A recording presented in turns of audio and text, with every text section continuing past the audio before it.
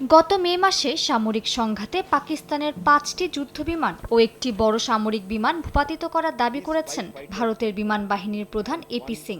কয়েক মাস পর এটাই প্রথমবারের মতো এমন দাবি। তার এমন দাবিকে কড়া ভাষায় প্রত্যাখ্যান করেছেন পাকিস্তানের প্রতিরক্ষামন্ত্রী খাজা আসিফ। তিনি পাল্টা দাবি করেন পাকিস্তানের কোনো বিমান ধ্বংস হয়নি, বরং পাকিস্তান ভারতের ৬টি বিমান এবং ড্রোন সহ বিমান প্রতিরক্ষা ব্যবস্থা ধ্বংস করেছে। এ সময় তিনি নয়াদিল্লির এমন বক্তব্যকে হাস্যকর বলেও মন্তব্য করেন। তিনি দাবি করেন যুদ্ধ জেতা নয়, যুদ্ধ জেতা হয় পেশাদারিত্ব দিয়ে, মন গড়া গল্প দিয়ে নয়। সত্য নিয়ে প্রশ্ন থাকলে দুই দেশেরই বিমানের তালিকাগুলো স্বাধীন যাচাই বাছাইয়ের জন্য উন্মুক্ত করার আহ্বান জানান খাজা আসিফ।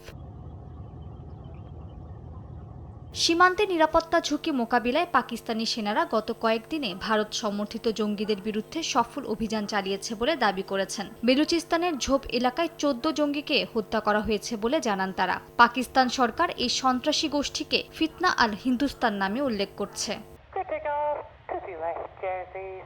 বিমান চলাচল নিষেধাজ্ঞায় পাকিস্তান অর্থনৈতিক ক্ষতির সম্মুখীন হয়েছে। চলতি বছর এপ্রিল থেকে জুন পর্যন্ত ভারতীয় বিমান চলাচল নিষিদ্ধ থাকায় পাকিস্তানের প্রায় ৪১০ কোটি রুপি লোকসান হয়েছে। এ সময় ভারতের ১০০ থেকে ১৫০টি বিমান দৈনিক পাকিস্তানের আকাশপথ ব্যবহার করতে পারেনি।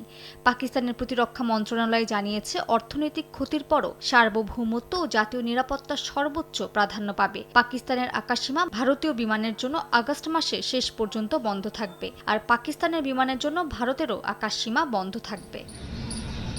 মালিহা সুহরওয়ার্দী, সময় সংবাদ।